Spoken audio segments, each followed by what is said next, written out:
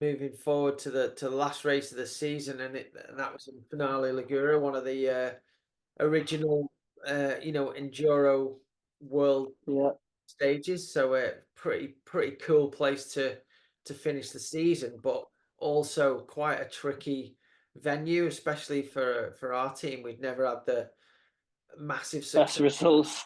Yeah, No, but like so going into that race, just for a bit of context, I was leading the overall, but the week before we went to Ainsley, and I was really ill.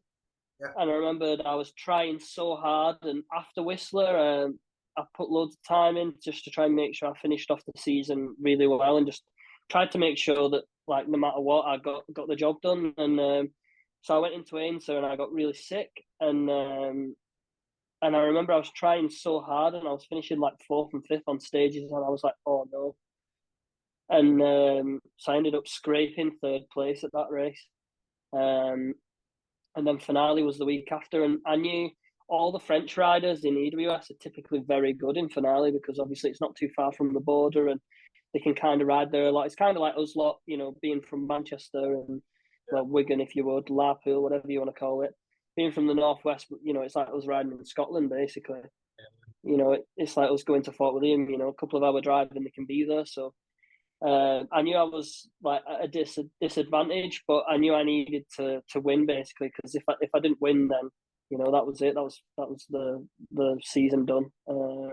Like second place at best, and I was like sat in the hotel at Hotel International. The place to be in finale. good place to be. Uh, Go to Finale. Make sure you at least book a couple of nights in Hotel International and go to the snack bar.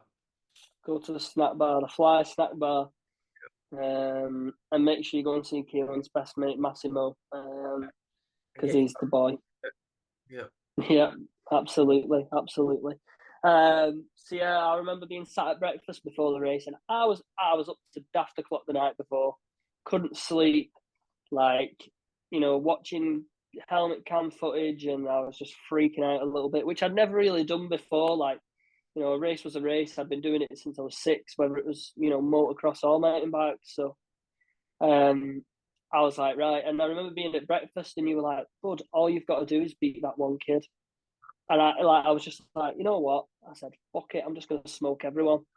Um, and that was my mindset going into the day. And yeah, I managed to pull it off for whatever reason. And I didn't, I won on the day, and I wrapped up the overall. And it was like a win. Like I'd never thought I'd win a race in finale. It just wasn't my type of place at all. But yeah, like just riding back to the pits. It's quite a long pedal after the last stage, and someone had told me that I'd won, um, just off times, and I was like, and I couldn't get back to the pits quick enough.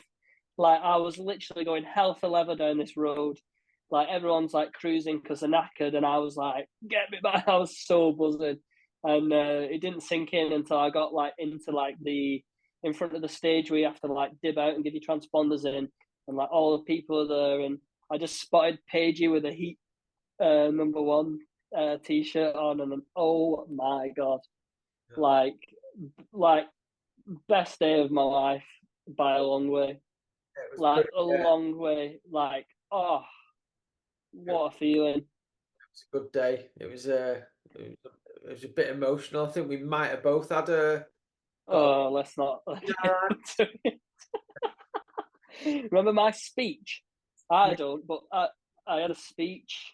had a speech after, but bearing in mind you don't drink a lot and you'd had quite a No, few drinks, probably the bottle of champagne on the podium and then most of a bottle of lemon, limoncello. thanks Still love that stuff. to Bridget. Uh, Yeah, and whatever else along the way.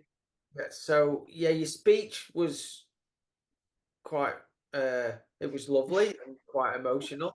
Uh, I got the nickname Kleenex after that speech. I wonder who gave you that nickname. The nickname giver. Yeah, Yeah, Sam. you might have shed a couple of tears in your speech, but deservedly Just a so, few. mate. I Uh, know the med had never been so full. I think Jack Moore might have surfed one of your tiers. Tears. And if Dan Booker had been there, he'd have been all over it. But I that was, know, that's it. That's it. Eddie Masters on his boogie board. yeah, But yeah, Sam. So like, yeah, like you say, like, I managed to wrap up the title, and it was like my first like world, championship, and Sam did it on the same day. So like we had me, Sam, and Keelan, yeah. and like we had two riders in elite, and we had me in under 21s, and out of the two categories that we were racing, we won both of them, and that was Sam's second title in a row. Yeah, I mean, incredible. Like looking back now, and now we're not running as a team. Sometimes you can not appreciate as much, the achievements that we got, and yeah, that was a special day for sure, mate. Uh, Oh mate, I just remember like everything about it was, oh yeah, yeah, it was incredible, and don't forget, I can't imagine there's too many people in the sport that gives you overall downhill junior um, third place medal, a four yeah, cross silver medal, and yeah, uh, an under 21 world title. That's I three know. and three So, uh, overall. it's mad at like you say, jack of all trades, master of none. I would say that. uh, the nickname Swiss Army Knife got used quite a bit, Yeah. and once we realised that I could do more than one thing, all right, maybe I should stop sandblasting water tanks and go and race BMXs or something.